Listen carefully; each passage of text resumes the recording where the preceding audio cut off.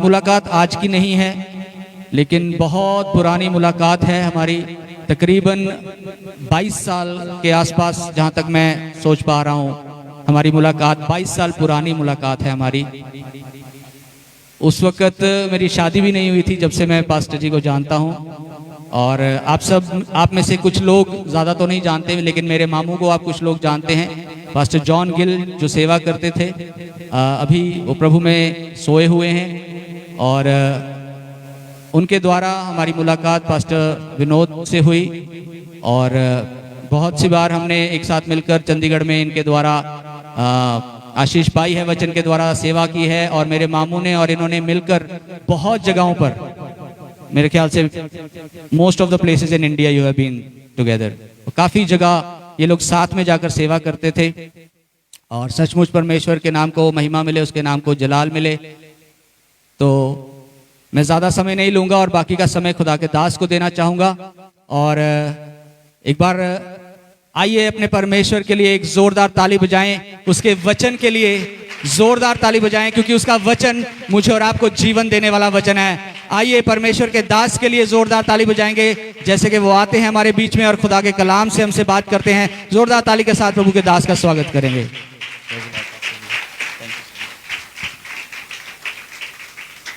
Hallelujah. सबको जय यीशु मसीह की। आइए एक बार फिर अपनी आंखें बंद करें सब। Hallelujah, thank you Jesus. सब आंखें बंद करें, अपने हाथ उठाइए परमेश्वर की उपस्थिति में। हालेलुया, सब अपने हाथ उठाइए। हालेलुया।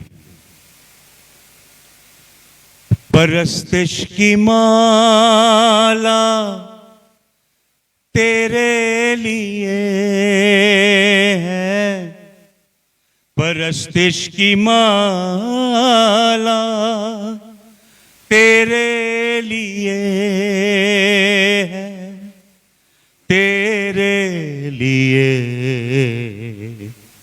जिंदा मसीह, दिल भी ये तेरा, जान भी ये तेरी,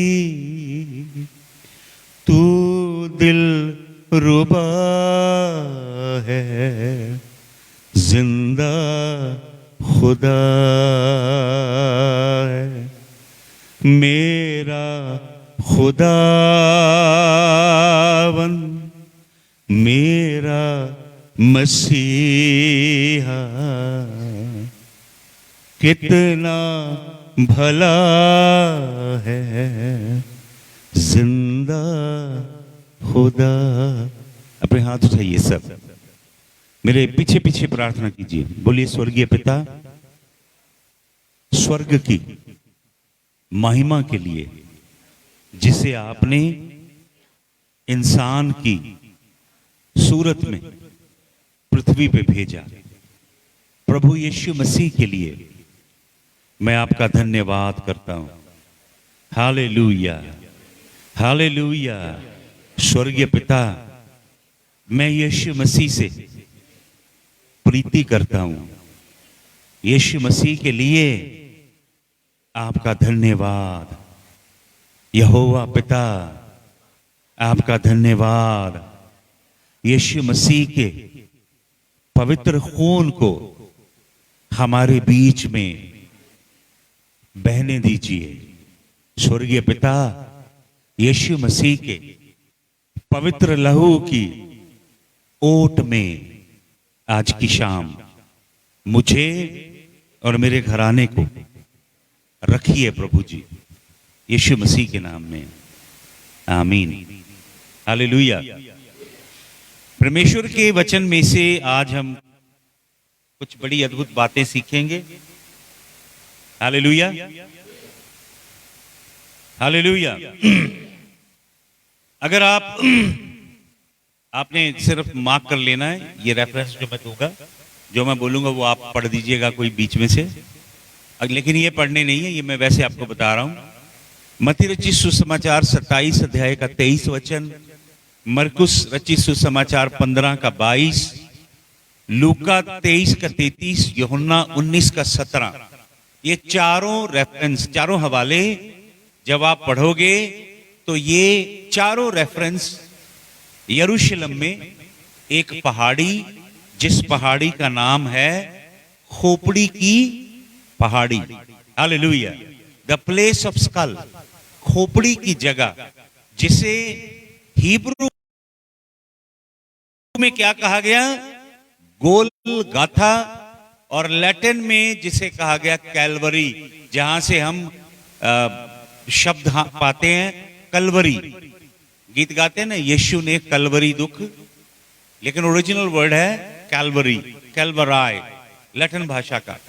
तो मैं आपको बताना चाहता हूं, यरूशलेम एक बड़ी अलौकिक जगह है, हालेलुया। और यरूशलेम में एक पहाड़ है जिसका नाम है मोरिया पहाड़, और मोरिया पहाड़ के ऊपर एक चोटी है जिस चोटी का नाम है खोपड़ी की जगह, हालेलुया। आज के संदेश में इन तीनों सूत्रों को हम पिरो के परमेश्वर के वचन में से सीखेंगे। आपको मालूम, बहुत से रब्बी ये कहते हैं कि यरूशलेम में मोरिया पहाड़, गोलगाथा और मोरिया वो जगह है जहां पे सृष्टि का विराट रचिता अनादि काल में खड़ा हुआ, उस जगह जिसे माउंट मोराया कहते हैं, और वहां पे सृष्टि की रचना का प्रथम बिल्डिंग ब्लॉक रखा गया। अगर आप बाइबल में पढ़ेंगे अय्यूब की पुस्तक में, जहां आपको मिलेंगे रेफरेंसेस, जैसे कि परमेश्वर अय्यूब से प्रश्न करके पूछता है, where were you when I stretched out the corners of the earth and laid down its foundation. जब मैंने पृथ्वी को खींचा, जब मैंने अंबर को तंबू की तरह ताना, और जब मैंने पृथ्वी की फाउंडेशन रखी, बुनियाद का पत्थर रखा, तब तू कहां था, हालेलुया। सब कुछ मोरिया पहाड़ पे, यरूशलेम में हर एक चीज का आगाज हुआ वहां पे। आप अगर यरूशलेम में जाएं, और यरूशलेम में अगर आपको चॉपर में, हेलीकॉप्टर में घूमने का अवसर मिले, जब आप ऊपर से देखेंगे ना, टॉपोग्राफिकल सर्वे करेंगे, तो यरूशलेम जो है वो शिन का निशान दिखाई देता है। हिब्रू भाषा में एक शब्द है, अगर आप 119 भजन संहिता अपने घर में पढ़ेंगे तो 119 भजन संहिता के अंदर 22 इब्रानी भाषा के शब्द आपको मिलेंगे। अलफ, बेत, गिमल पंजाबी की बाइबल में है, शायद हिंदी में भी है, मुझे मालूम नहीं, लेकिन पंजाबी में हिब्रू लेटर भी दिए गए हैं। तो शिन जो लेटर है वो परमेश्वर के नाम को दिखाता है, एल शदाई। शिन लेटर ऐसे होता है, इस तरह। इसलिए जब 6 अध्याय गिनती की पुस्तक में से यहूदी महायाजक बरकत देता है ना इस्राएल की प्रजा को, इस तरह हाथ करता है, ये शिन का निशान है। शिन का मतलब शदाई। तो यरूशलेम पूरा इस तरह बना हुआ है, ऊपर से अगर देखा जाएगा शिन का निशान बनता है। वहां पे माउंट ओपो है, माउंट जायन है, माउंट मोराया है, mount of the evil council है, लेकिन परमेश्वर ने मोरिया पहाड़ को विशेष रीति से अपने लिए चुना, हालेलुया। और अगर आप पढ़ेंगे इज़िकियल नबी की पुस्तक 5 अध्याय का 5 वचन, तो इज़िकियल 5 का 5 बताता है, यरूशलेम, ऐसे परमेश्वर ने यरूशलेम में मोरिया पहाड़ को रचा और उसके इर्द गिर्द चारों ओर पृथ्वी की जातियों को रहने के लिए स्थान दिया। जो मोरिया पहाड़ है वो 38 अध्याय इज़िकियल नबी की पुस्तक उसके 12 वचन में लिखा है, पूरे ब्रह्मांड की नाभि है। जिस तरह हमारी बॉडी का जो सेंटर है, नेवल जिसे अंग्रेजी में बोलते हैं, नाभि बोलते हैं, वो केंद्र बिंदु है, उस तरह यरूशलेम में मोरिया पहाड़ पूरे ब्रह्मांड का क्या है, सेंटर। 2010 में अमेरिकन साइंटिस्ट ने एक पेपर वर्क प्रेजेंट किया, मैंने 2003 में अमेरिका में ये प्रीच किया था कि यरूशलेम पूरी दुनिया की नाभि है, केंद्र बिंदु है, हालेलुया। आपको मालूम, आर्यव्रत लोगों ने एक यज्ञ के विषय में, एक प्राचीन काल में जब वेद लिखे गए तो उनमें एक यज्ञ के विषय में लिखा गया, भविष्य पुराण में भी लिखा है, और ऋग्वेद के अंदर भरतखंड के अंदर 363 श्लोक हैं जो उस यज्ञ के विषय में बोलते हैं। और वहां पे लिखा प्राचीन काल में, आह यज्ञ भुवनस्य नाभि, पृथ्वी की नाभि पे परमेश्वर एक यज्ञ करेगा। हालेलुया। जिसके विषय में ऋग्वेद में लिखा, प्रजापति ही यज्ञ सनावी, प्रजापति अर्थात सृष्टि का पति जो परमेश्वर है वो एक यज्ञ करेगा। प्रजापति ही यज्ञ सनावी, प्रजापति ही यति यज्ञ यशमेशा। उस यज्ञ की खूबी ये होगी कि स्वयं सृष्टा परमेश्वर मेमना बन के आएगा, अपने आप को मेमने के रूप में यज्ञ की आहुति में दे देगा। प्रजापति ही यति यज्ञ समधि, प्रजापति ही यति यज्ञ मोक्ष प्राप्ता। और उस यज्ञ से मानव जाति को मोक्ष मिलेगा। उस यज्ञ को खाने से पूरी समस्त मानव जाति को छुटकारा मिलेगा, मोक्ष मिलेगा। और वो यज्ञ पृथ्वी की नाभि पे किया जाएगा। और मैं आपको बता रहा हूं कि यरूशलेम में मोरिया पहाड़ पे जो प्लेस ऑफ स्कल, जिसे हम क्या कहते हैं, गोलगाथा कहते हैं, वही वो अलौकिक पहाड़ी है। हालेलुया। आपको मालूम यरूशलेम का ये नाम कैसे पड़ा? हम पढ़ते हैं उत्पत्ति की पुस्तक 14 अध्याय में, हमारा पुरखा इब्राहिम जब 5 देशों की, 5 राष्ट्रों की सेना को हरा के लौट रहा था अपने कुछ चुने हुए सोल्जर्स के साथ, तो रास्ते में उसे कौन मिलता है? मलकीसिदक मिलता है, जो शालोम का राजा है, जिसका नाम है मलकीसिदक। मलकीसिदक अंग्रेजी में मेल्चीजेदेक भी कहते हैं। मलकीसिदक हिब्रू भाषा का शब्द है। मेलख का मतलब होता है राजा, ज़ेदक का मतलब होता है राइचियसनेस, धार्मिकता का राजा। और फिर लिखा है वो शालोम का भी राजा है। हालेलुया। आपको मालूम है प्रभु यीशु मसीह मरियम की कोख में देह धारने से पहले भी है। हालेलुया। मरियम की कोख में यीशु मसीह का देहधारीकरण यीशु मसीह की शुरुआत नहीं है। यीशु मसीह अनंत है, यीशु मसीह अजन्मा है, यीशु मसीह अनादि यहोवा का अनंत पुत्र है। हालेलुया। वो अनादि काल से है। बाइबल में लिखा है यूहन्ना 1:10 में, वो जगत में था और उसने जगत का निर्माण किया, लेकिन जगत ने उसे पहचाना। अनादि काल से है वो अलग अलग, जिसे हम थियोलॉजी में कहते हैं थियोफनी। यीशु मसीह का प्रगटीकरण पूरे पुराने नियम में आपको मिलेगा। अद्भुत रीति से वो अलग अलग जगह अपने आप को लोगों के ऊपर प्रकट करता है। हालेलुया। तो मलकीसिदक कौन है? बहुत सारे लोगों का ये तर्क है कि मलकीसिदक शेम है, नूह का बेटा। लेकिन अगर आप इब्रानियों की पत्री में पढ़ेंगे तो इब्रानियों की पत्री बताती है कि मलकीसिदक की ना कोई वंशावली है, ना उसकी कोई जीनियोलॉजी है, ना उसका कोई जन्म है, ना ही उसका कोई मरण है। वो अनादि है, अनंत है। सारी डिस्क्रिप्शन जो इब्रानियों की पत्री में है वो ये दिखाती है कि यीशु मसीह ही मलकीसिदक है। हालेलुया। हालेलुया। और मलकीसिदक को हमारा पुरखा इब्राहिम दशमांश देता है। कुछ लोगों का विचार है कि दशमांश तो व्यवस्था की बात है, तो हमें मसीह ने व्यवस्था से छुड़ा दिया है, इसलिए अब दशमांश की कोई जगह। ये बहुत गलत शिक्षा है।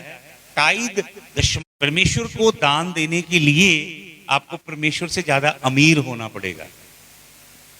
अगर आपके मलोआ के सबसे अमीर कोई बंदा हो, बहुत रिच बंदा, 500 किले जमीन हो, जिसकी बहुत बड़ी कोठी हो, उसके घर जाएं, दरवाजा खटखटाएं सुबह और उसे कहें बाहर आओ, मैं तो दान देना आया है, तो शायद उसके नौकर आपको भगा देंगे।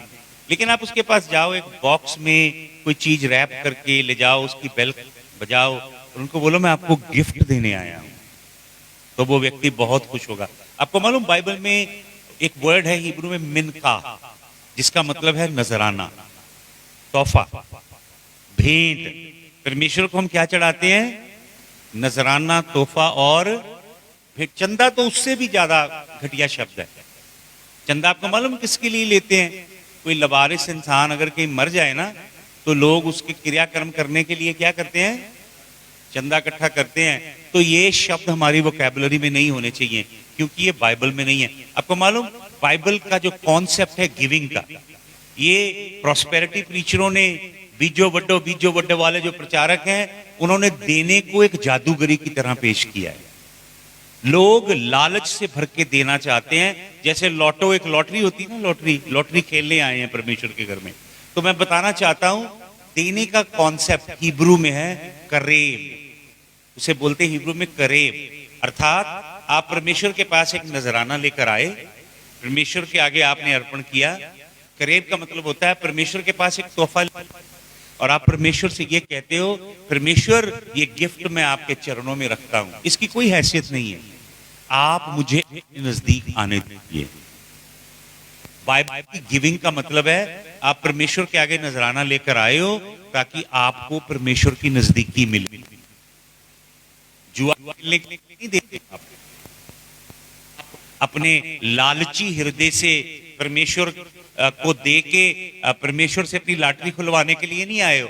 आप परमेश्वर के आगे समर्पण करने आए हो कि परमेश्वर आपको अपने सानिध्य में ले ले।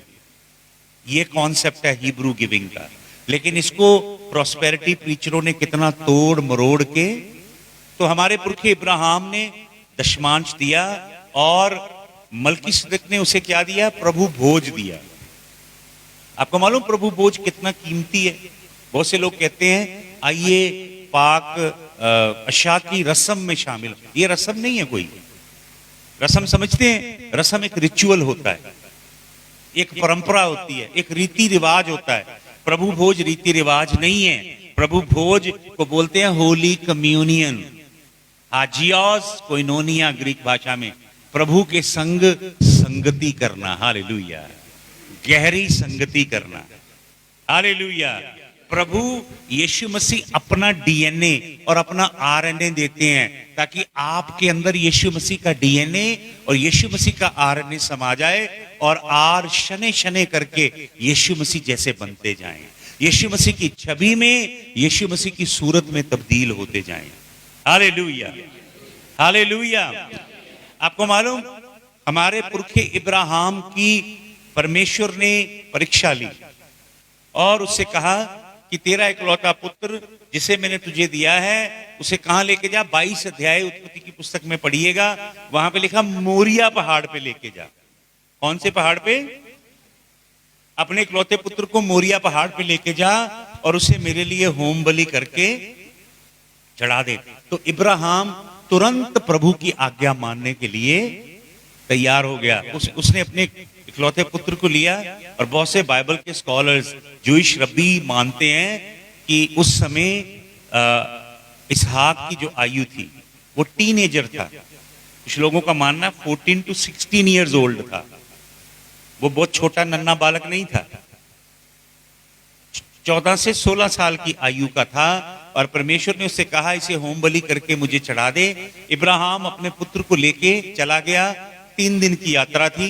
वो मोरिया पहाड़ पे पहुंचा और उस पहाड़ के पास जाके उसने अपने नौकरों से कहा आप यहीं ठहरो, मैं और मेरा पुत्र अपने परमेश्वर यहोवा की आराधना करने जा रहे हैं। हालेलुया।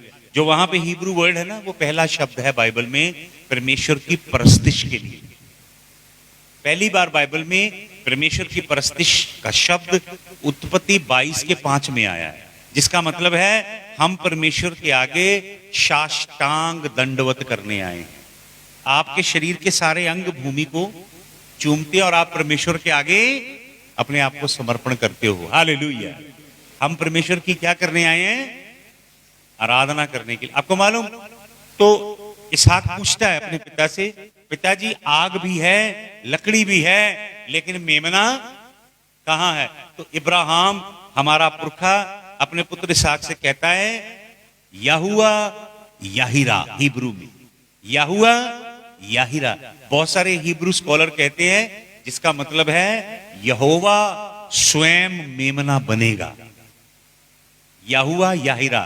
और कुछ लोग कहते हैं यहोवा याहिरा का मतलब है यहोवा मुहैया करेगा। Hallelujah, hallelujah. यहोवा क्या करेगा? मुहैया। ये जो जगह थी प्राचीन काल में इसका नाम था जबूस। क्या नाम था? जबूस था। जब यहोशू को परमेश्वर लेके आया कनान में, कनान दैंतों से भरा था, बड़े बड़े दानव थे उसके अंदर। अगर आप पढ़ेंगे ना, एक वचन है अमोस की पुस्तक 2 अध्याय का 9 वचन पढ़ लीजिए जल्दी से। 2 वचन पढ़िए जल्दी से, अमोस 2 का 9 और व्यवस्था 2 का 11 और 2 का 20। मैंने उनके सामने से अमोरियों को नष्ट किया था, जिनकी लंबाई देवदारों की सी थी। हालेलुया। और ये लबनान के देवदार हैं, सिडर्स ऑफ लेबनन। ये अमालेकी जो दैंत थे कितने लंबे लंबे थे? लबनान के, फिर से पढ़ दीजिए। मैंने उनके सामने से अमोरियों को नष्ट किया था, जिनकी लंबाई देवदारों की सी थी। कैसी थी? देवदारों अगर की आप गूगल सर्च करेंगे ना सिडर्स ऑफ लेबनन, तो उनकी हाइट होती है 120 फुट से लेके 180 फुट तक। इतने बड़े बड़े कौन थे? केवल 14-16 फुट लंबे गोलियत जैसे नहीं थे, या गोलियत के 5 भाइयों जैसे नहीं थे 18-18 फुट जैसे। ओग के, बशान के राजा ओग के बड़े मानंद नहीं थे, उनसे भी बड़े बड़े थे। यहोवा कहता मैंने खुद उनको क्या किया है? नाश किया। आई डिस्ट्रॉयड देम। मैंने उनको स्वयं मारा। और पढ़े व्यवस्था सार 2 का 11 और 2 का 20। व्यवस्था सार 2 का 11 2 का 20।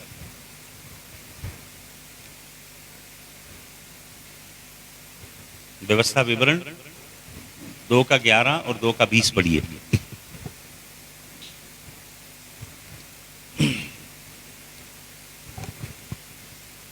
और अनाकियों के समान वे भी रपाई गिने जाते थे, परंतु मोआबी उन्हें एमी कहते हैं। ये कौन थे? ये सारे दानवों की अलग अलग प्रजातियां हैं। इनके क्या क्या नाम लिखे हुए यहाँ पे? इन्हें इमीम कहा जाता था, जामजुमीम कहा जाता था, और इन्हें अनाकीम कहा जाता था, रफाईम कहा जाता था, नफलीम कहा जाता था। ये वो प्रजातियां जिनका सीड रिवाइव हुआ। उत्पत्ति की पुस्तक 6 अध्याय में जब स्वर्गदूतों ने स्त्रियों के साथ संबंध बनाया और नफाल पैदा हुए, और मनुष्य के डीएनए को शैतान ने करप्ट करने की कोशिश की। क्यों मनुष्य के डीएनए को परवर्ट करना चाहता था शैतान? क्योंकि उत्पत्ति की पुस्तक 3 अध्याय के 15 वचन में सबसे पहली भविष्यवाणी यहोवा ने ये की थी। यहोवा ने कहा था हवा से कि तेरा बीज शैतान के बीज के सिर को क्या करेगा? कुचलेगा। हालेलुया। तो शैतान उस प्योर रेस को, उस बीज को भ्रष्ट करना चाहता था ताकि मसीहा जगत में ना आ सके। तो ये बड़े भयंकर बड़े बड़े दैंत थे। और जबूस जो था, अगर आप देखेंगे, पढ़ेंगे यहोशू की पुस्तक में, 31 शहरों को जीतते हैं इजरायली लोग। कितने शहरों को? 31 सिटी। सबसे पहला था यरीहो। यरीहो में कौन थे? बड़े बड़े दानव थे। यरीहो की अगर आप रिसर्च करेंगे, यरीहो के ऊपर ही मैंने फेसबुक पे 6 घंटे की शिक्षा डाली है। केवल यरीहो के अंदर किस प्रकार की दैंत की प्रजातियां रहती थी और कितना बड़ा शैतानी गढ़ था यरीहो। यरीहो के बाद शहर था आई नगर, फिर था बैतेल, और बैतेल के बाद था जबूस। जबूस के ऊपर जेबूसाइट लोगों का कब्जा था। यहोशू मूसा के बाद यहोशू मुकम्मल तौर पे सभी दानवों को नहीं निकाल सके, क्योंकि दानवों की बहुत सारी प्रजातियों का प्रॉमिस लैंड पे, वायदे की धरती के ऊपर क्या था? कब्जा था। यहोवा चाहता था इजरायली उनका मूल नाश करें, संपूर्ण रीति से विनाश करें, लेकिन इजरायली वो काम कर नहीं पाए। तो वो काम मुकम्मल तौर पे किसने किया? जिसे परमेश्वर ने कहा he is a man after my own heart. ये वो व्यक्ति है जो मेरे दिल के मुआफिक है। क्या नाम है उसका? राजा दाऊद। हालेलुया। राजा दाऊद ने वो काम किया जो किसी ने भी नहीं किया। हालेलुया। तो अगर आप देखेंगे राजा दाऊद जैसे राजा बना, सबसे पहले राजा दाऊद के पीछे सारे कबीले नहीं गए, कुछ कबीलों ने उसे अपना सरदार बनाया। हिब्रोन नामक जगह में राजा दाऊद का राज्याभिषेक किया गया। वो हिब्रोन के सिंहासन पे बैठा, लेकिन राजा दाऊद के पास यहोवा परमेश्वर का प्रकाशन था। राजा दाऊद मसीहा को देख रहा था अपनी भविष्य दक्ता आंखों से। राजा दाऊद परमेश्वर की आगामी योजना को, मोक्ष की योजना, छुटकारे की योजना, पूरे संसार के निस्तारे की योजना जो यहोवा ने बनाई थी, राजा दाऊद उसे आत्मा से क्या करता था? आत्मा की आंखों से देखता था। 118 भजन संहिता, 116 भजन संहिता, 22 भजन संहिता, साम 69 अगर आप पढ़ेंगे तो 12 मessianic साम्स हैं जो राजा दाऊद ने लिखी हैं। मessianic साम्स का मतलब होता है राजा दाऊद मसीहा को देख रहा है और उसके विषय में लिख रहा। मसीहा के आगमन से सैकड़ों साल पहले राजा दाऊद यीशु मसीह को क्या कर रहा है? देख रहा है। यीशु मसीह के क्या बहुत सी बातें राजा दाऊद कहता है, हे मेरे परमेश्वर, हे मेरे परमेश्वर, तूने मुझे क्यों? इलाए इलाए लमा शबखतानी। कौन बोलता है? राजा दाऊद। लेकिन बाद में कौन बोल रहा है क्रूस से? यीशु मसीह बोल रहा है। राजा दाऊद क्या लिखता है? They pierce my hand and feet. वो मेरे हाथों को और मेरे पांव को क्या करते हैं? भेद रहे हैं। राजा दाऊद लिख रहा है। वो राजा दाऊद क्या लिख रहा है? कि मेरी हड्डियां डिसलोकेट हो गई हैं। फिर राजा दाऊद क्या लिख रहा है? बशान के सांडों ने मुझे घेरा है, कुत्तों ने मुझे चारों ओर से घेरा। क्या देख रहा है राजा दाऊद? यीशु मसीह के क्रूस को देख रहा है। यीशु मसीह की क्रूस की वेदना को देख रहा है। यीशु मसीह के घनघोर संताप को, यीशु मसीह की एक ऐसी पीड़ा से भरी कष्टदायक मृत्यु को देख रहा है राजा दाऊद। राजा दाऊद को परमेश्वर ने अपने भेद दिए, इसलिए परमेश्वर राजा दाऊद को कहता है man who is after my own heart. आपको मालूम ये हिब्रू फ्रेज है जिसका मतलब है परमेश्वर कहता है राजा दाऊद वो व्यक्ति है जिसे मेरे दिल तक पहुंचने का गुप्त रास्ता पता है। किसी और को मालूम नहीं है वो भेद जो किसके पास है। इसलिए परमेश्वर कहता है मैं तुझे दाऊद के घर की क्या दूंगा? दाऊद को कुंजियां दी गई किंगडम की, परमेश्वर के राज्य की कुंजियां। वो कुंजियां बाद में पतरस को ट्रांसफर की गई। हालेलुया। वो कुंजियां कौन देता है? मसीह देता है, यीशु मसीह। दाऊद को हिब्रोन में, आपको मालूम हिब्रोन बहुत खास जगह थी। अगर आप पढ़ेंगे वहां पे मैकपिला नाम की जगह है। जितने इजराइल में हमारे पुरखे हुए, इब्राहिम, इसहाक, याकूब, जितने पुरखे, एलिया, मूसा, उबदाया, जोना, माइका, सब जो पुरखे थे इन सब की कब्रें मैकपिला में बनी है सिवाय रेचल को छोड़ के। ये बड़ी खसूसी जगह थी। लेकिन राजा दाऊद उसके बावजूद भी अपनी राजधानी को कहां ले आया?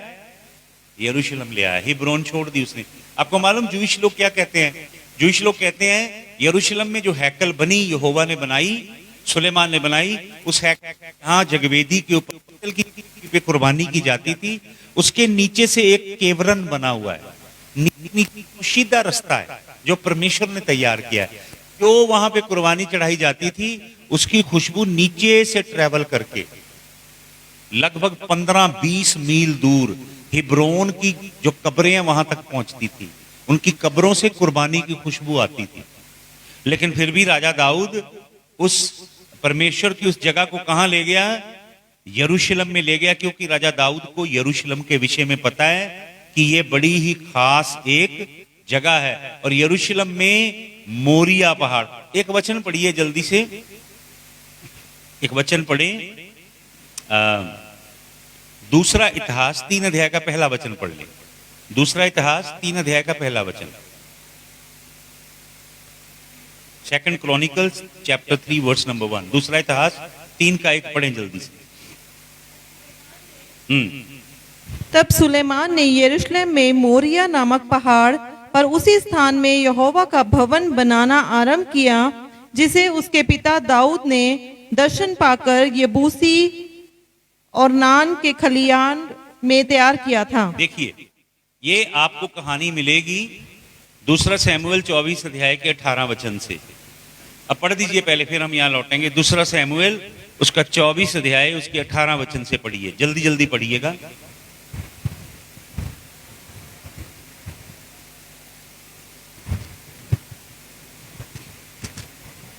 दूसरा शमूएल 24 के 18 वचन से। हालेलुया। उसी दिन गाद ने दाऊद के पास आकर उससे कहा, जाकर अरोना यबूसी के खलिहान में यहोवा की एक वेदी बनवा। हालेलुया। अब मैं आपको पूरी कहानी सुनाता हूं थोड़े समय में।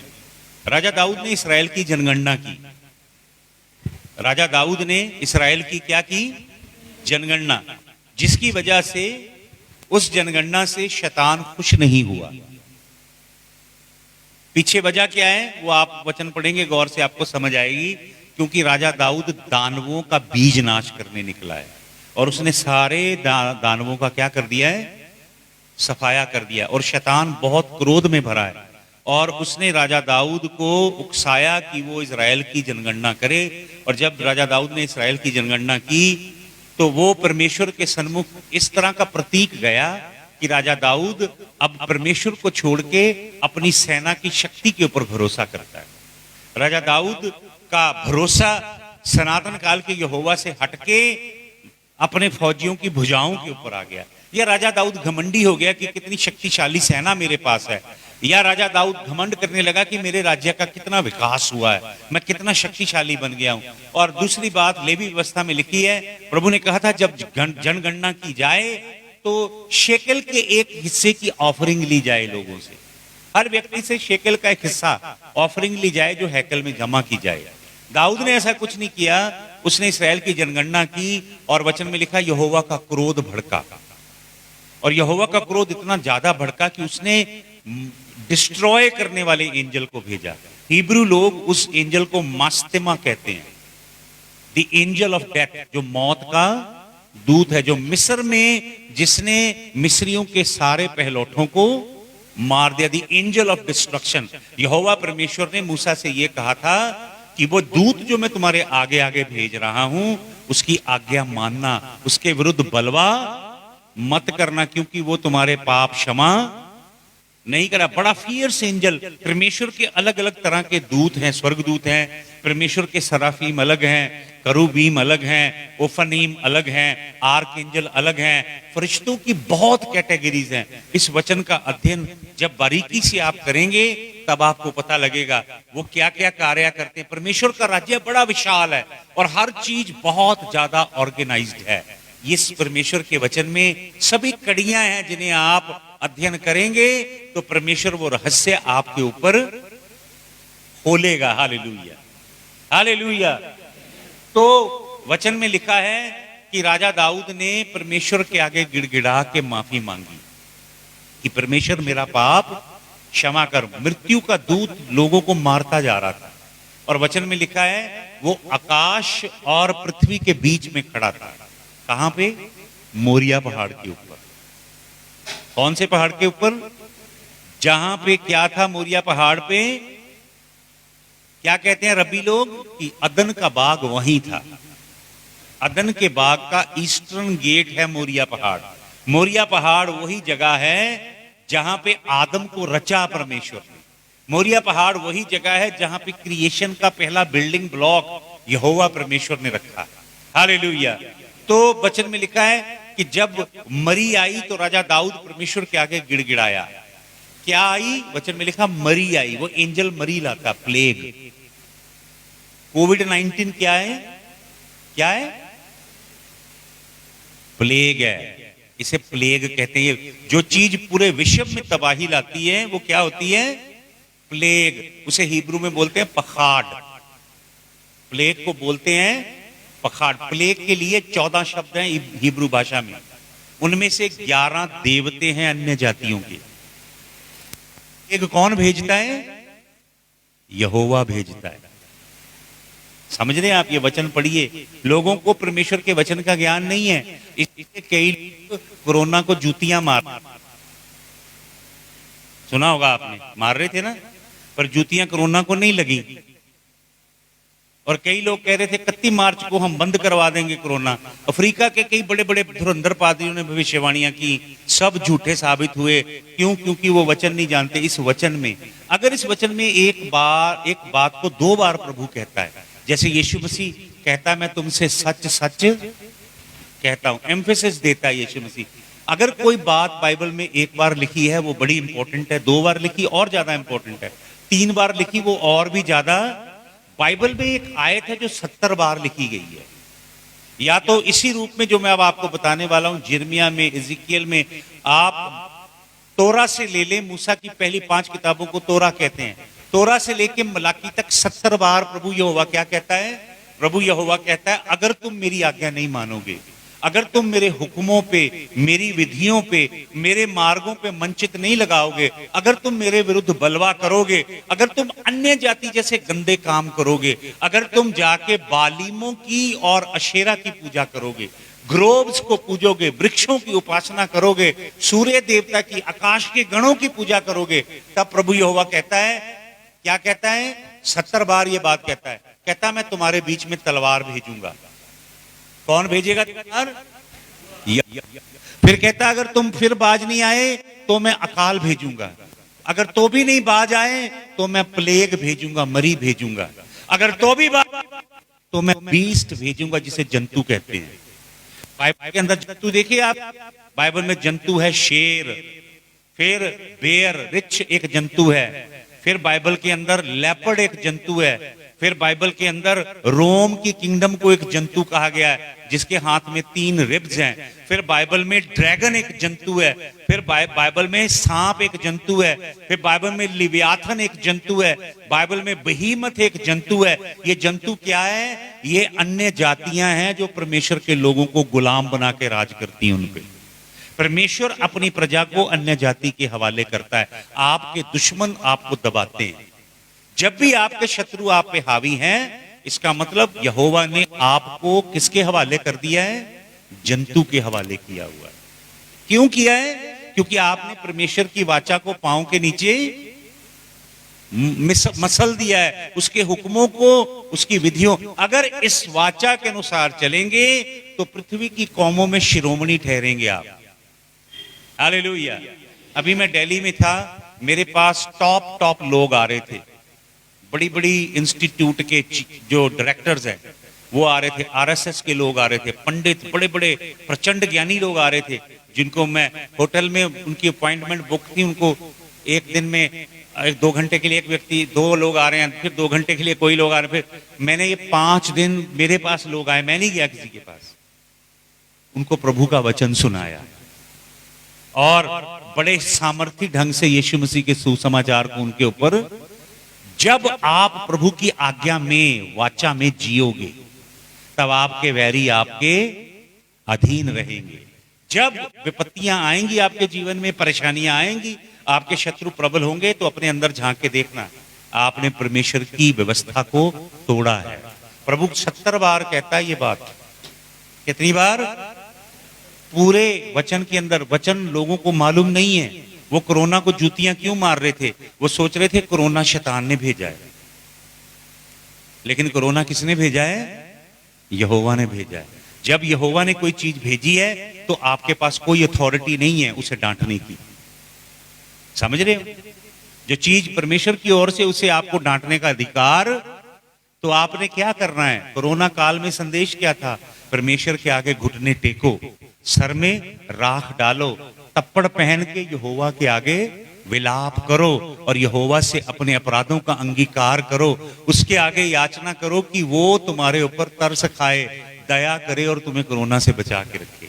मैंने हजारों लोगों के लिए प्रार्थना की, सर पे हाथ रख के, कोरोना के दौरान। मुझे नहीं होने दिया कोरोना। ये जो बड़े बड़े प्रचारी अपने आप को कहते हैं ना, हीलिंग कर रहा हूं, फलाना कर रहा हूं, किसको डांटता हूं, उसको डांटता हूं, माइक लेके लगे होते हैं बीमारियों का नाम ले लेके डांटने। किधर थे वो लोग जब कोरोना आया? परमेश्वर ने ये अवसर दिया था हमें दुनिया को दिखाने के लिए कि यीशु मसीह चंगा करने वाला। फायदा उठाया इसका। आपको मालूम क्यों? क्योंकि उन्होंने मार्केटिंग बना दिया परमेश्वर के वरदानों को। परमेश्वर के वरदानों की कमर्शियलाइजेशन की है। उन्होंने मॉल्स खोले हुए हैं। चर्चे नहीं है, ये मॉल हैं जहां पे हर चीज बिकती है। 15,000 में, 25,000 में, 30,000 में तेल, पानी, नमक, हर चीज बेची जा रही है। इसलिए परमेश्वर की सामर्थ कोई नहीं काम कर रही। मैनिपुलेशन है, स्क्रिप्टेड हीलिंग कर रहे हैं वहां पे, अपने जुगाड़ लगा के काम कर रहे हैं वो लोग। परमेश्वर की सच्ची सामर्थ जो कारागार की, जेल की बुनियादें हिला देती है, वो सामर्थ नहीं है। आग की फटती जीभें और सनसनाती हुई आंधी नहीं है आज। आप उसे बनाने की कोशिश कर रहे हो अपने म्यूजिक से, अपनी क्वायर से, अपने जो संसारी तोड़े हैं ना गायकी के, दुनियावी जो काम, उनके द्वारा उस सामर्थ्य को मेकअप करने की, बनाने की कोशिश कर रहे हो। वो ऊपर से उतर नहीं रही, क्योंकि यहोवा प्रसन्न नहीं है कलीसिया से, कलीसिया के ठग पादरियों से। यहोवा क्रोध में है, कोपवान है, इसलिए प्लेग भेजी है उसने, खुशी में थोड़ा भेजी है। और वो क्या चाहता है कि उसकी ओर लौटने का प्रचार किया जाए, पश्चाताप का प्रचार किया जाए, लोगों को परमेश्वर की ओर लाया जाए कि वो मन फिराएं, अपना अधर्म, पाप और गुप्त गुनाह जो वो करते हैं उन्हें त्यागें, ताकि यहोवा अपना अभिषेक पुनः भेजे कलीसिया के ऊपर। लेकिन लोग ऐसा नहीं कर रहे, या कर रहे हैं बताइए मुझे? किया कलीसिया ने ऐसा? नहीं किया। झूठी भविष्यवाणियां, झूठा प्रचार, वचन को तोड़ मरोड़ के पेश करना, यह काम किया कलीसिया ने। जितनी भविष्यवाणियां की ना ज्यादा भविष्यवक्ताओं ने, उतनी भविष्यवाणियां झूठी साबित हुई हैं। हालेलुया। तो ये राजा दाऊद को भेद पता है, रहस्य मालूम है। उसे मालूम है कि यरूशलेम वो जगह है, मोरिया पहाड़ वो जगह है जहां पे दुनिया की डेस्टिनी जुड़ी हुई है, जहां से मोक्ष का सोता फूटेगा, जहां से चंगाई का झरना बह निकलेगा, जहां से पूरी दुनिया के लिए निजात का दरिया बहेगा। हालेलुया। तो राजा दाऊद क्या करता है? वो परमेश्वर से माफी मांगता है। और आपको मालूम परमेश्वर से क्या कहता है? परमेश्वर से कहता है, हे यहोवा, ये पाप तो मैंने किया है, इसकी सजा मुझे और मेरे घराने को दे। मैं कई बार सोचा कि कितना अद्भुत बंदा है राजा दाऊद। प्रभु के आगे घुटने टेक के कहता है, मुझे सजा दे दे और मेरे टब्बर को सजा दे, मेरे टब्बर को सजा दे यहोवा, इजराइल को सजा। ये है सच्चा गडरिया, जो परमेश्वर के प्रकोप को नहीं आने देता, बल्कि प्रभु कहता मेरे मुझे दे दे पर इन भेड़ों को। वचन में लिखा है, जो सच्चा गडरिया नहीं है ना, किराए का है, भाड़े का है, वो अपनी भेड़ों को, भेड़ियों को के क्या करता है? छोड़ देता और भाग जाता है। हालेलुया। लेकिन गडरिया भेड़ों से, अपनी भेड़िए से अपनी भेड़ों की क्या करता है?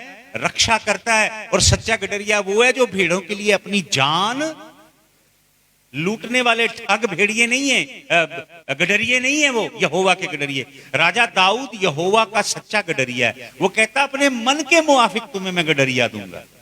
हालेलुया। तो प्रभु क्या कहता है? प्रभु का दूत, ये नबी आता है, गाद नबी, और कहता है कि पहाड़ के ऊपर जाके यहोवा के लिए क्या कर। पढ़िए वो जरा वचन पढ़ दीजिए, 2 शमूएल 24 के 28 से पढ़ दीजिए।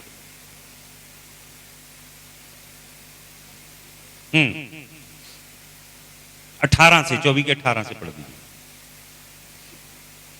उसी दिन गाद ने दाऊद के पास आकर उससे कहा, जाकर अरोना यबूसी के खलियान में यहोवा की एक वेदी बनवा। कहां पे? अरुणा जबूसी के खलियान में जाके पहाड़ के ऊपर यहोवा के लिए क्या कर? वेदी बनवा। वेदी बनवा। और आगे पढ़े।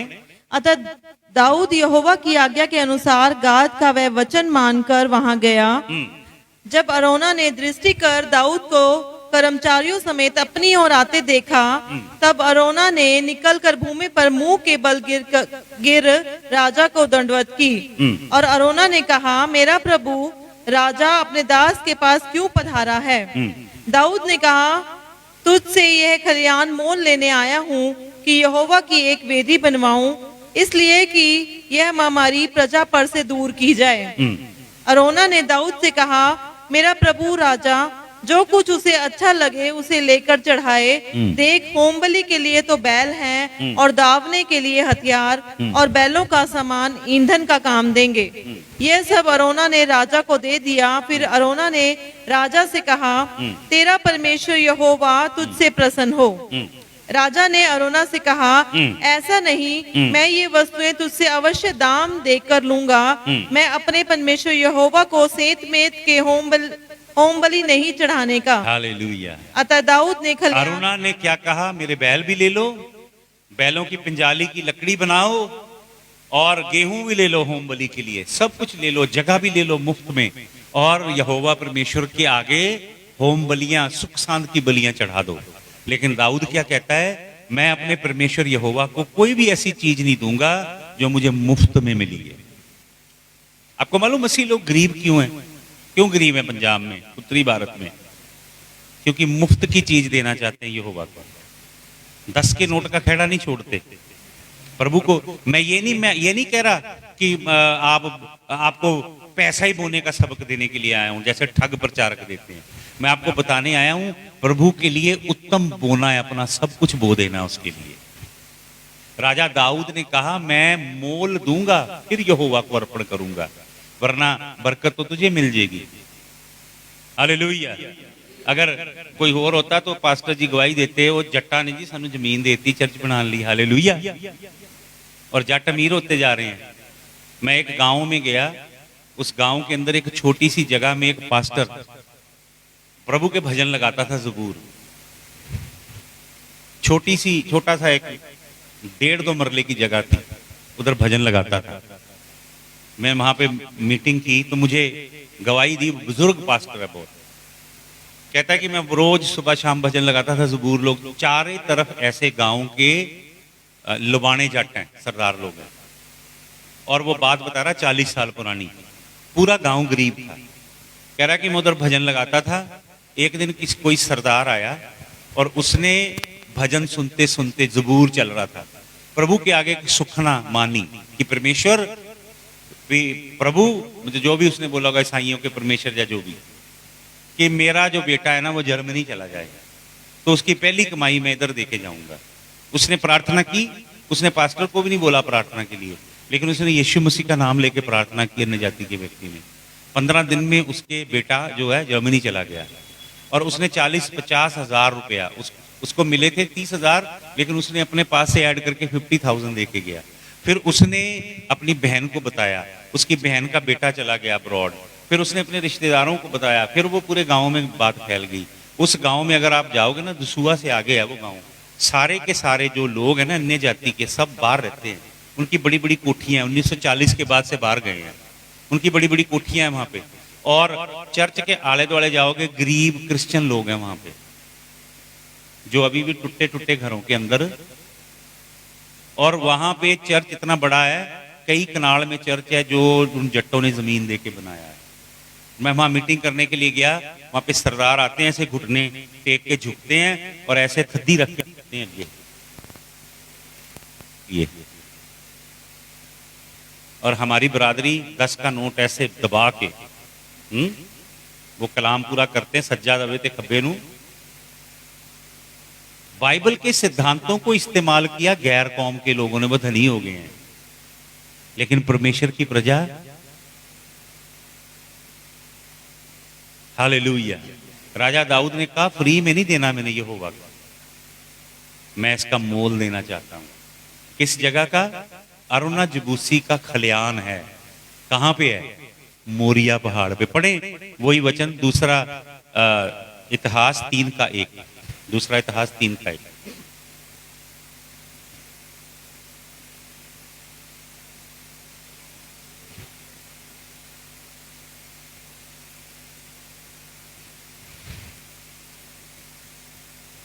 तब सुलेमान ने यरूशलेम में मोरिया नामक पहाड़ पर, कौन से पहाड़ पे? मोरिया नामक, ये वही पहाड़ है, ये वही जगह है जहां पे उत्पत्ति 22:5 में लिखा है, हमारे पुरखे इब्राहिम ने वेदी बनाई थी। क्या बनाई थी? उस ऊपर इसहाक को रखा था। फिर यहोवा ने क्या कहा था? उसने कहा था यहुआ याहिरा, यहोवा मुहैया करेगा। फिर यहोवा ने उसकी आंख खोली, प्रभु यीशु मसीह ने दर्शन दिया इब्राहिम को वहां, उसकी आंख खोली और उसने झाड़ी में एक मेढा देखा जिसके ऐसे सिंग थे, और उसने उस मेढे को क्या किया? परमेश्वर के आगे होम बलि करके चढ़ा दिया। हालेलुया। इब्राहिम ने कहा था यहुआ याहिरा, यहोवा मुहैया करेगा। तो इसका नाम कैसे पड़ गया? जबूस का नाम यरूशलेम कैसे पड़ा? याहिरा शालोम, याहिरा शालोम, याहिरे शालोम, यारू शालोम, यारू शालेम। हालेलुया।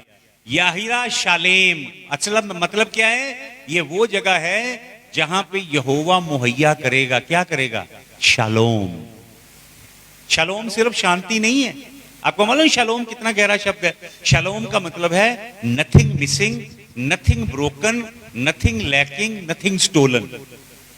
शालोम जब आपके जीवन में आया तो आपकी जिंदगी में कुछ भी खोया नहीं है, आपकी जिंदगी में कुछ भी टूटा नहीं है, आपकी जिंदगी में कोई भी कमी नहीं है, और आपकी जिंदगी से कुछ भी चुराया नहीं शैतान ने। वो जगह जहां प्रभु क्या मुहैया करता है? शालोम मुहैया करता है। यरू शालोम, हालेलुया। आपको मालूम मोरिया पहाड़ से क्यों कहा गया? क्योंकि वहां पे मोरे नाम का एक पौधा मिलता, आज भी मिलता है, मैंने देखा है वो पौधा, अब बहुत कम है। उस पहाड़ी पे अगर आप ढूंढोगे तो एक पौधा मिलेगा मोरे नाम का, उसको जो पत्ते लगते हैं, छोटे छोटे पत्ते लगते हैं, वो उसकी ऐसे 7 टहनियां होती हैं। जैसे मनोरा होता है ना, मनोरा क्षमादान, क्षमादान की मानिंद है। उसको ऐसे धीरे से मसलोगे तो बड़ी जबरदस्त खुशबू निकलती है उसमें से। मोरा, मोरे, मोरे की वजह से इसका नाम पड़ा है माउंट मोराया, मोरिया पहाड़। ये वही जगह जहां हमारे पिता इब्राहिम ने, परमेश्वर ने मैपिंग कराई है वो जगह। ये वो जगह है, दुनिया का बिल्डिंग ब्लॉक यहां पे रखा गया है। यरूशलेम ये दुनिया का केंद्र था। ये वो जगह है जहां अदन का बाग था। ये वो जगह जहां जीवन का दरख्त था। ये वो जगह जहां से जिंदगी के जल का सोता बहता है। ये वो जगह है जहां जीवन शुरू हुआ है। ये वो जगह जहां यहोवा ने पहला ब्लॉक रखा, अपने पांव रखे। उस जगह को यहोवा परमेश्वर ने धन्य कहा। यरूशलेम को यहोवा ने चुना अपना नाम वहां स्थापित करने के लिए। यरूशलेम में किसका नाम है? यहोवा का नाम है। वहीं पे मंदिर बनेगा, हालेलुया। वहीं पे इब्राहिम हमारे पुरखे ने जगवेदी बनाई। वहीं पे यहोवा अपनी प्रजा को बुलाता है, याकूब के 12 गोत्रों को। वो पहाड़ चढ़ते हैं, उसी पहाड़ी पे आते हैं और 7 पर्व मनाते हैं और यहोवा की स्तुति करते हैं। ये वही जगह है भाई और बहनों, जहां पे प्रभु यीशु मसीह 1000 साल राज करने के लिए आ रहा है। ये वही जगह जहां पे स्वर्ग से नया यरूशलेम उतर के आएगा। ऊपर से बना हुआ यरूशलेम नीचे उतर जाएगा, उसी जगह पे रखा जाएगा। वो अदन का बाग जहां से आदम और हवा को निकाला गया, वही जगह वापस लौटेगी। वही पहाड़ जहां पे मेमना 1,44,000 के साथ रहेगा। 4 जगहें हैं प्रकाशित वाक्य के अंदर। एक है सियोन पर्वत, दूसरा है नया यरूशलेम, तीसरा है नई धरती और नया आकाश। सारे मसीह लोग एक जगह नहीं रहेंगे, समझ रहे हो आप जैसे अब जीवन जी रहे हो ना यीशु मसीह के लिए, जितना समर्पण, जितनी कुर्बानी, जितना त्याग कर रहे हो यीशु मसीह के लिए, जितना आप अपने शरीर को क्रूस पे चढ़ा रहे हो, पाप पे विजय पा रहे हो, जितना आप संसार की अभिलाषा पे विजय पा रहे हो, जितना आप अपनी कल्पनाओं, सोचों, विचारों को यीशु मसीह का गुलाम बना रहे हो, जितना आप क्रूस को उठा के सकरे पथ पे चल रहे हो और परमेश्वर के सन्मुख जयवंत जीवन। प्रभु 3 बातें कहता जो जय पाए, फिर प्रभु कहता जो वफादार है, और तीसरा जो फल लाए। जयवंत जीवन, फल से भरा हुआ जीवन, हालेलुया, और वफादारी से भरा हुआ जीवन। ये 3 पैमानों में प्रभु यीशु मसीह मापेगा। जैसा आपने अब जीवन प्रभु के लिए जिया है, वही आपका रोल होगा आने वाली किंगडम में।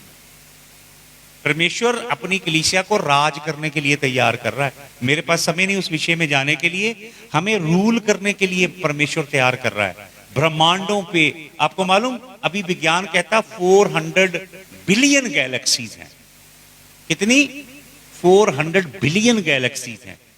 एक गैलेक्सी का छोटा सा सोलर सिस्टम है जिसमें हम जी रहे हैं, छोटा सा। ऐसी खरबों, अभी विज्ञान मानता है कि ऐसे अरबों खरबों गुना खरबों सूर्य हैं। ऐसे सोलर सिस्टम पता नहीं कितने यहोवा ने बनाए हैं ब्रह्मांड में। वो सब आपको देगा। एक बाप जमीन बनाता है, कारोबार बनाता है, अपने बिजनेस, अपनी एम्पायर का फैलाव करता है, फिर किसको दे देता है वो सब कुछ? अपने बेटों को। कौन से बेटों को देगा? मान लो आपके 2 बेटे हैं, एक आपका बेटा नशे करता है, पुट्ठे काम करता है, एक आपका बेटा बहुत पढ़ लिख के काबिल बन गया है। आप किसको देंगे अपना माल मत्ता? है जो जय पाए, हालेलुया, जो वफादार हो और जो फल लाए, हालेलुया। तो ये जगह मार्क की गई है अनादि काल से। यहां पे इब्राहिम ने हमारे पुरखे इसहाक को कुर्बान करने के लिए रखा। इसी जगह अरुणा जबूसी की क्या है?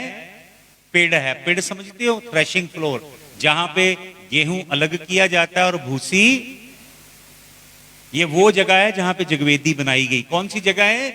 वहां पे गेहूं अलग होता है और भूसा अलग किया जाता है। ये वही जगह जहां पे हैकल बनाई गई है।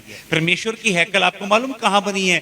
उस जगह बनी है जहां पे गेहूं अलग किया जाएगा और भूसी, हालेलुया। कलीसिया के अंदर आप आते हो, आनंदित होते हो, नाचते गाते हो, प्रेज द लॉर्ड, धन्यवाद। लेकिन केवल इसी के लिए नहीं है कलीसिया, समझ रहे हो? कलीसिया है यहां पे आपका भूसा निकाला जा रहा है, आपको यीशु मसीह के कद में मोल्ड किया जा रहा है, यीशु मसीह की छवि और सूरत पे ढाला जा रहा है।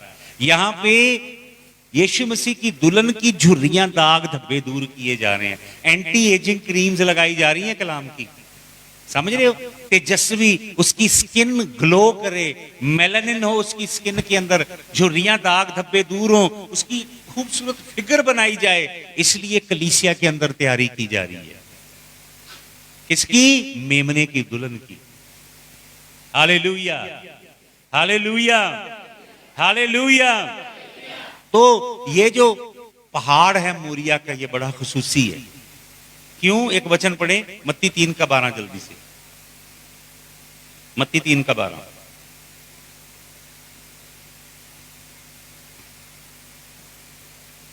मत्ती 3:12 पढ़ दें।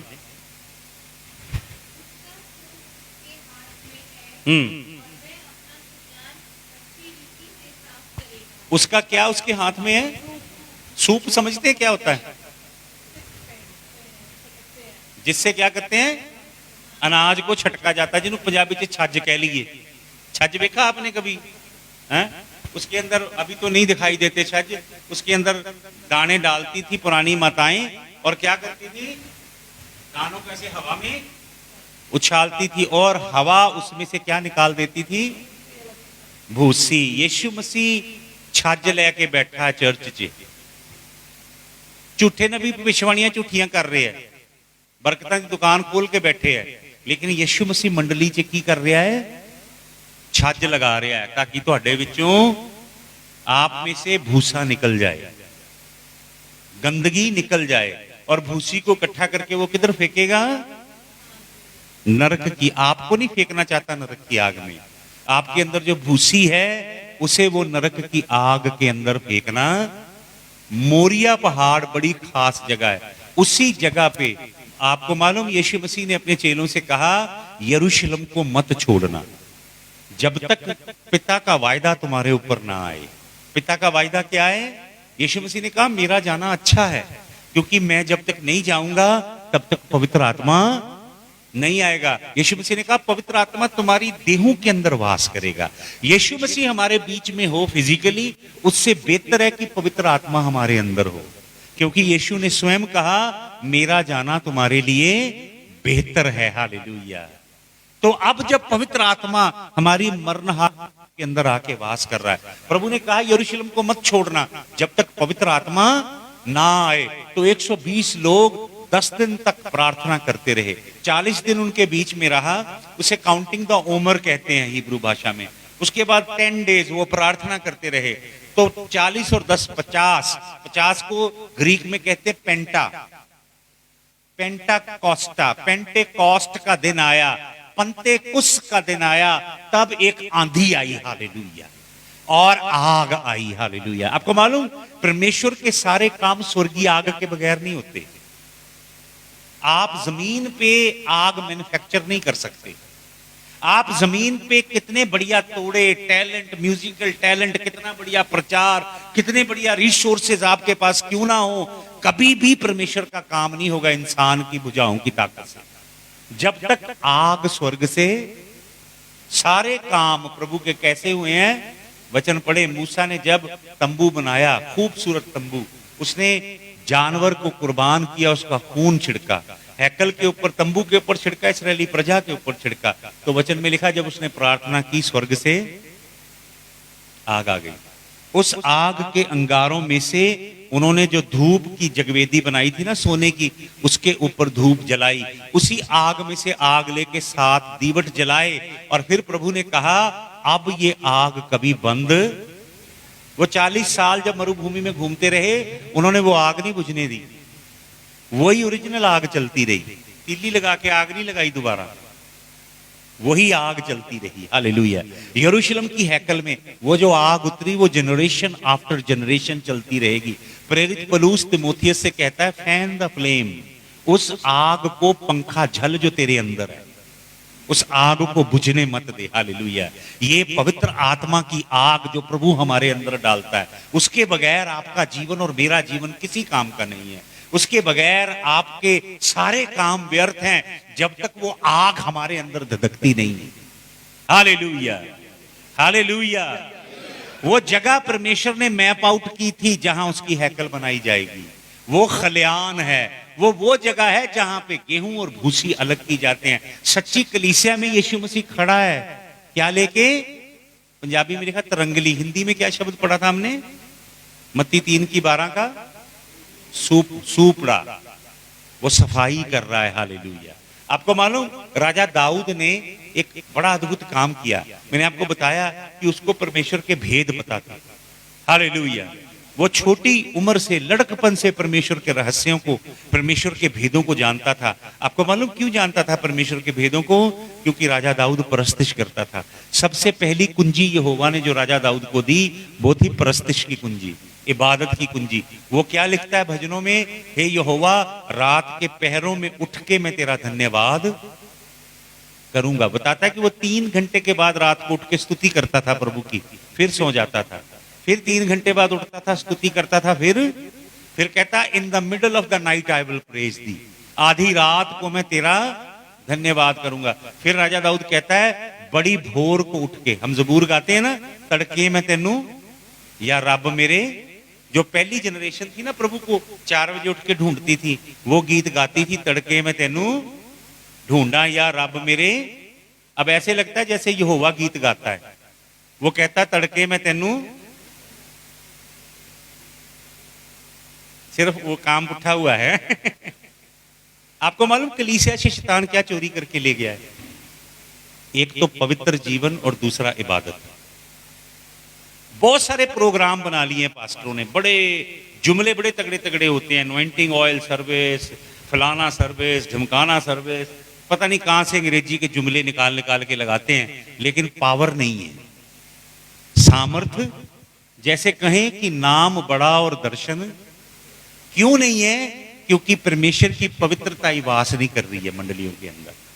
हालेलुया। राजा दाऊद ने, आपको मालूम, गोलियत को चुनौती दी। उसके भाई बड़े लंबे चौड़े उसके भाई थे, वो जब शूरवीर निकलता था उसके भाइयों के मुंह बंद थे, कुछ नहीं बोलते थे, वो ललकारता था। वो इजराइल की फौजों को और इजराइल के परमेश्वर को ललकारता था, लेकिन कोई भी जवाब। राजा दाऊद एक दिन गया, राजा दाऊद उसी दिन तैश में आ गया। उसने बोला, मैं इस खतना रहित फिलिस्ती को जरूर मारूंगा। आपको मालूम क्या लिखा वहां पे? अगर आप पढ़ेंगे 1 शमूएल 17 अध्याय, घर जाके पढ़ना गौर से। राजा दाऊद ने सुना कि फिलिस्ती यहोवा को श्राप दे रहा है, कर्स कर रहा है, यहोवा के नाम को लान तान कर रहा है। तो राजा दाऊद को पता लग गया, क्योंकि व्यवस्था में लिखा है, जो परमेश्वर के नाम को कर्स करे उसे पत्थर मार के, इसलिए वो पत्थर ले आया। हालेलुया। कितने? 5 चिकने पत्थर लेकर आया। आपको मालूम 5 क्यों लिए उसने? ये मत सोचिएगा कि राजा दाऊद ने 5 इसलिए लिए कि अगर एक से नहीं लगा तो मैं दूसरा। राजा दाऊद ने 5 इसलिए लिए क्योंकि उसके 4 भाई थे। कितने भाई थे? वो सबका इंतजाम। राजा दाऊद जितने भी शैतान का बीज है उसका सर्वनाश किया राजा दाऊद ने, क्योंकि उसको परमेश्वर की भेदों का पता था, रहस्यों का पता था, वो परमेश्वर के हृदय को जानता था। तो अगर आप पढ़ेंगे 1 शमूएल 17 अध्याय, उसका 51 वचन पढ़ दीजिए। 51 वचन, 17 का 51 पढ़ दीजिए।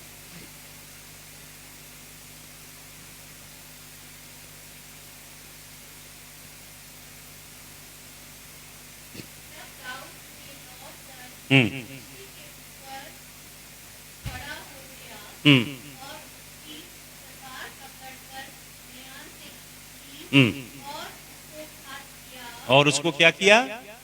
राजा दाऊद ने ऐसे एक पत्थर चलाया और वो पत्थर किधर धस गया जाके? ये जो जगह होती थी ना, इतनी फिलिस्ती फौजियों की इतनी सिर्फ जगह नंगी होती थी, बाकी सब ढकी होती थी। आपको मालूम 70 किलो का उसने ऐसे जो झिलम पहनी थी ना, वो 70 किलो की थी, और 18 पाउंड और 12 आउंस का उसके भाले का अगला हिस्सा था, नेजा जिसे बोलते हैं ना, अगला 18 पाउंड और 12 आउंस का था। 1 पाउंड लगभग आधा किलो का होता है। हिसाब लगाएं कि वो बंदे की जितनी हाइट थी, वो कुछ स्कॉलर मानते हैं 14 से 16 फीट लंबा था वो, क्योंकि क्यूबिट की हाइट अलग अलग बताते हैं पुरानी एंशिएंट हिब्रू मेजरमेंट के मुताबिक। तो वो भाला जब फेंकता था ना, तो 90 गज फेंका ना नीरज चोपड़ा ने भाला, और 90 फेंका ना उसने, वर्ल्ड का सबसे वो तेज भाला फेंकने वाला बना। आप जरा कल्पना करें गोलियत कहाँ फेंकता होगा, लगभग आधा किलोमीटर से आगे फेंकता होगा। मैंने कुछ पुस्तकें पढ़ी हैं कि गोलियत जब भाला फेंकता था, जैसे सिडर होते ना, सिडर मैंने आपको बताया, देवदार, वो देवदार के तने को चीर के बीच में से निकल जाता था। जरा सोचें, दाऊद एक जवान लड़का है अभी, वो उसके आगे कुछ भी नहीं था। वो कहता तू मुझे कुत्ता समझता है जो तू पत्थर लेके आया है। राजा दाऊद को पता था इसने यहोवा के नाम को श्राप दिया, ये अवश्य मरेगा। उसने एक पत्थर से, वो पत्थर जो इतनी जगह थी, वो अपने देवते दगोन को मत्था टेकते हैं, वो ये चीज उसकी दरगाह पे ऐसे उसके संग यूं लगाते थे। वो दाऊद ने उसी जगह को चुना और वो पत्थर उसके अंदर धस गया, लेकिन दानव मरा नहीं, बेहोश होकर डिग गया। तो ये जो वर्ष पढ़ी ना हमने 51, इसे हिब्रू में जब हम पढ़ते हैं तो ये वर्ष बताती है ही स्लू हिम, जो हिब्रू फ्रेज है उसका मतलब कि वो दानव अभी बेहोश था, मरा नहीं था। तो दाऊद ने उसके ऊपर चढ़ के तलवार ली और उसका सर क्या कर दिया। कई बार हम पता क्या करते हैं, हम गोलियत को पत्थर से मार के बेहोश तो करते हैं, लेकिन तलवार से उसका सर नहीं काटते। आप में से बहुत सारे लोगों के जीवन में ऐसा है, वो बुद्रुएं दुष्ट आत्माएं फिर जागती हैं और आपका पीछा करती हैं, बेहोश सा कर देते हो आप शैतानी चीजों को, लेकिन उनका सर काटते। दाऊद ने उसका क्या किया, सर काटा। हालेलुया। जो तलवार है परमेश्वर का जीविता वचन है, हालेलुया, इसे इस्तेमाल करना है। इसे क्या करना है, उसके 4 भाई हैं गोलियत के, एक को मारा है, बाकी फिर आ जाएंगे। कई लोग चंगाई पाते हैं, चंगे हो जाते हैं, बिल्कुल उनके बॉडी बिल्कुल ठीक हो जाती है, लेकिन 1 महीने बाद फिर बीमारी आ जाती है उनके ऊपर। क्यों? क्योंकि गोलियत के अभी और भाई हैं जिनको मारना जरूरी है। अभी पत्थर ही इस्तेमाल किया उन्होंने, तलवार कलाम की इस्तेमाल करनी सीखी नहीं है। चंगाई मुकम्मल मिलेगी इस कलाम से। ये कलाम लोगों को सिखाना है, इस कलाम को बोलना है, इस कलाम को फिजा के अंदर रिलीज करना है, इस कलाम में जीना सीखना है, इस कलाम को अपनी जिंदगी का हिस्सा बनाना है। हालेलुया, कि आपके अंदर से निकले। हालेलुया। तो राजा दाऊद ने इस दैंत का सर काटा, और इसका अगर आप 54 वचन पढ़ेंगे, 54 वचन पढ़ दीजिए इसका, इसी का। कहां ले गया? क्योंकि यरूशलेम का भेद पता है राजा दाऊद को। वो यहूदी रब्बी कहते हैं कि राजा दाऊद इस दानव की सर को ले गया और उसने मोरिया पहाड़ के ऊपर उस जगह जाके इसको दफन कर दिया, दबा दिया इसके सर को, जिसे आज हम क्या कहते हैं। मैंने 4 आयतें आपको दिखाई थी। क्या कहते हैं? खोपड़ी की जगह कहते हैं। क्या कहते हैं? बाइबल में लिखा है गोलायत फ्रॉम गाथ। गोलायत फ्रॉम गाथ। हिब्रू वर्ड है गॉल गाथ। क्या शब्द है? गॉल गाथ, गॉल गाथा। ये वो जगह है जहां राजा दाऊद ने इस शैतान की हाइब्रिड की, ये हाइब्रिड है, शैतान है, ये जुजुमीम, इमीम, अनाकीम, नफालीम उनका बीज है, ये मिक्स बीज है। ये मिक्स बीज किया जा रहा कलीसियाओं के अंदर। झूठे नबी, झूठे प्रचारक, झूठे पापा डैडी, वो गलत बीज इस कलाम को तोड़ मरोड़ के लोगों के जीवन में बीज रहे हैं, ताकि परमेश्वर की कलीसिया तेजस्वी ना हो सके। क्यों बीजता है जंगली बीज शैतान? क्योंकि वो परमेश्वर के काम को रोकना। आपको मालूम, जो ग्रीक टेक्स्ट है कि वो बीज बोने वाले ने अच्छा बीज बोया, सुबह जाके उसके नौकरों ने कहा जंगली बूटी कहां से निकल आई है। तो अगर आप ग्रीक टेक्स्ट पढ़ेंगे उसका मतलब है जो अच्छा बीज डाला बोने वाले ने, उसके ऊपर आके उसने जंगली बीज डाला है। शैतान ऊपर आके जंगली बीज डाल रहा असली बीज के अंदर, ताकि आप हाइब्रिड हो जाओ। क्या लिखा वचन में? अंत के दिनों में भरमाने वाली आत्माएं। संत पौलुस तीमुथियुस को लिखता है कैसी आत्माएं? सेड्यूसिंग स्पिरिट, भरमाने, प्लेनोनुमा ग्रीक भाषा का शब्द है। और बदरुओं की शिक्षा देंगे, डिडास्कलिया डायमोनियन। ये कौन सी बदरुओं की शिक्षा है? ये उत्पत्ति की पुस्तक 6 अध्याय वाले 200 दानव, जो अय्यार थे, वॉचर थे, जो दानव, जिनका बीज आगे दानव बना, जिसे यहोवा ने नाश किया, जिसमें से कुछ बच गए और पनपते रहे। क्योंकि वचन में लिखा है उन दिनों दानव थे और उसके बाद भी। उत्पत्ति की पुस्तक 6 अध्याय में राजा दाऊद किस जगह ले गया? मोरिया पहाड़ पे ले गया। मोरिया पहाड़ की एक चोटी के ऊपर रखा, उसका नाम पड़ गया गोलगाथा। क्या नाम पड़ गया? क्योंकि वहां पे गोलियत का सर दफन किया गया था। आप ना अगर इजराइल जाएंगे, जहां पे प्रभु यीशु मसीह को क्रूस चढ़ाया गया, उसके साथ जगह है जहां पे एक चट्टान बनी है, उसके ऊपर यीशु मसीह की बॉडी को लिटाया था। उसको लोग चूमते हैं जाके, बहुत भीड़ होती है। इधर एक पेंटिंग बनी हुई है दीवार में, उसे मोज़ाइक पेंटिंग कहते हैं। उस पेंटिंग में क्या दिखाया है कि यीशु मसीह को क्रूस से उतारा जा रहा है। मरियम मगदलीनी, दूसरी मरियम और कई औरतें विलाप कर रही हैं, और वहां पे यीशु मसीह के क्रूस के पास खोपड़ी बनी हुई है। कुछ लोग ये मानते हैं कि आदम को यहां पे शेम ने आके दफन किया था। किसको? शेम को। और जेरोम अपनी पुस्तक में लिखता है, अर्ली चर्च फादर है जेरोम, वो लिखता है कि जब भूकंप आया तो यीशु मसीह का लहू भूकंप आने से पहाड़ की दरार में से होके नीचे गया और आदम की स्कल के ऊपर गिरा यीशु मसीह का लहू। Hallelujah, hallelujah. आप उस पहाड़ को देखेंगे ना जाके, आज भी वो खोपड़ी जैसा दिखाई देता है। मोरिया पहाड़ पे गोलगाथा कैसा दिखाई देता है? खोपड़ी। क्योंकि भविष्यवाणी ये थी, प्रभु ने ये कहा था कि तेरा सर, तेरा बीज शैतान के सर को कुचलेगा। आपको मालूम प्रभु यीशु मसीह को क्रूस कैसे चढ़ाया गया? जो रिसर्च क्या बताती है कि वो जो ऐसे क्रूस था, क्रूस की ऐसे जो खड़ी लकड़ी थी, उसके बीच में ऐसे एक लकड़ी लगाई थी उन्होंने, जिसके ऊपर यीशु मसीह अपने पैर टिका सकता था। उसे मर्सी सीट कहा जाता है। उस पे यीशु मसीह के दोनों पांव को ऐसे रख के साइड में लकड़ियों के ब्लॉक लगा के, और लकड़ी के ब्लॉक में से एक कील निकाली गई थी जो यीशु मसीह की एड़ियों, दोनों एड़ियों को चीर के बाहर निकल गई थी। क्योंकि वचन में लिखा है तू उसके सर को कुचलेगा और वो तेरी एड़ी को। उसी पहाड़ पे उसने अपना लहू बहाया जहां पे शैतान का बीज था।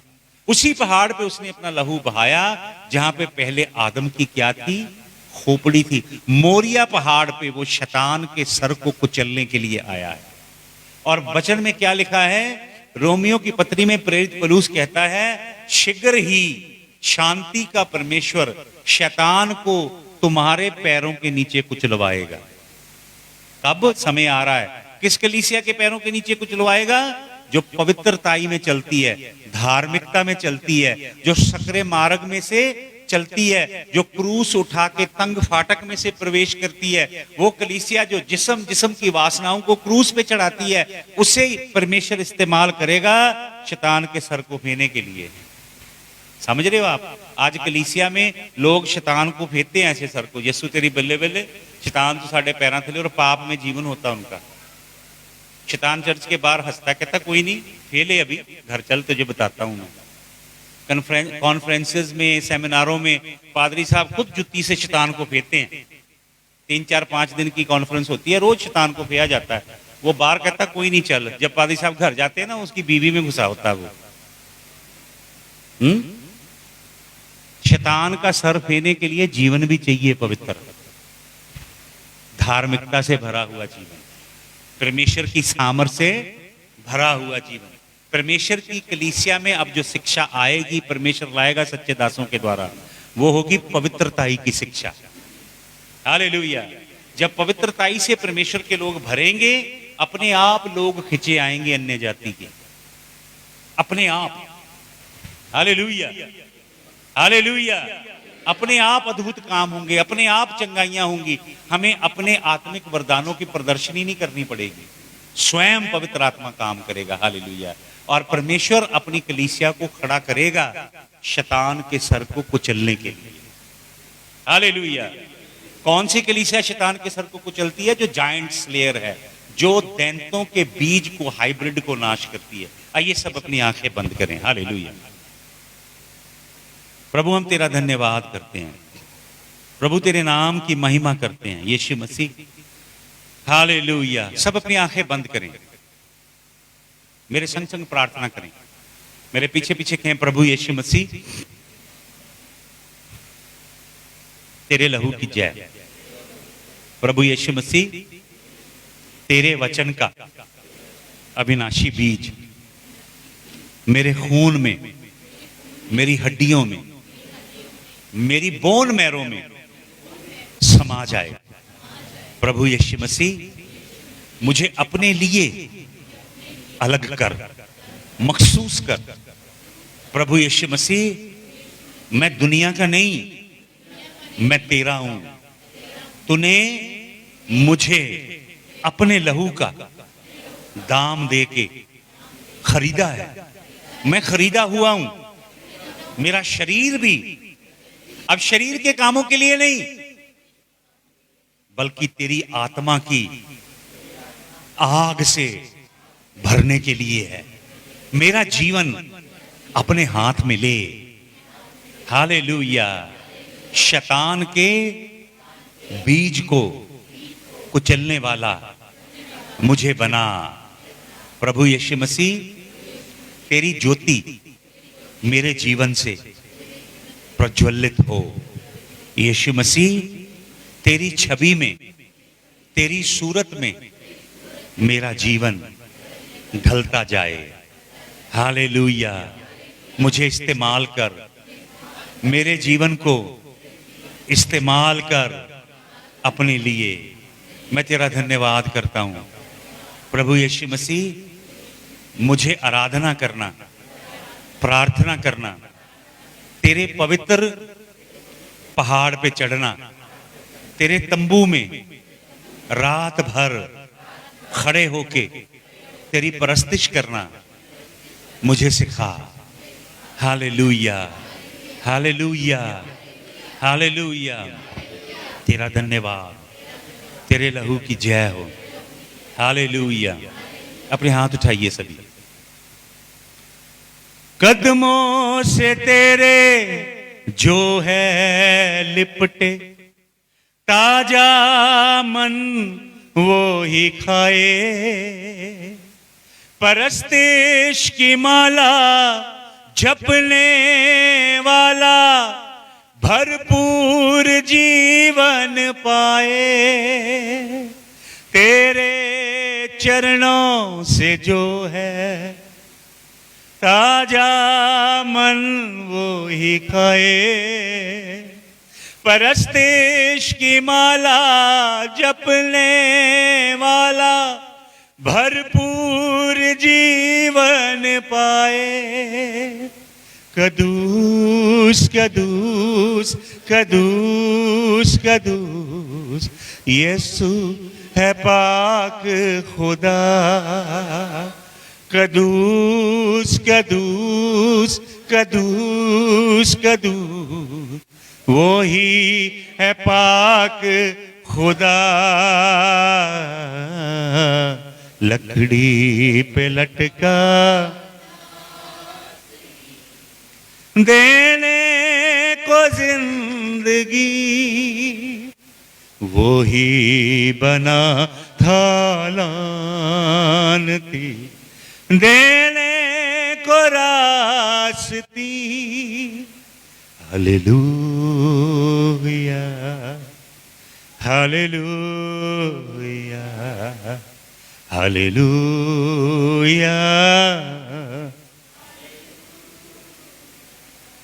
हालेलुया।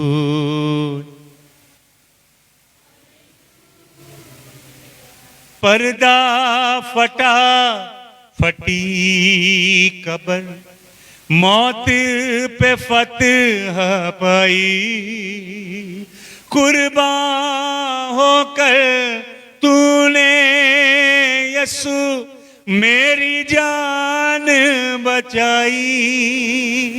पर्दा फटा, फटी कब्र, मौत पे फतह पाई, कुर्बान होकर तूने यसु मेरी जान बचाई। कदूस कदूस कदूस कदूस यसु है पाक खुदा। कदूस कदूस कदूस कदूस यसु है पाक खुदा। पे लटकाना सरी देने को जिंदगी, वो ही बना था लानती देने को राह। हालेलुया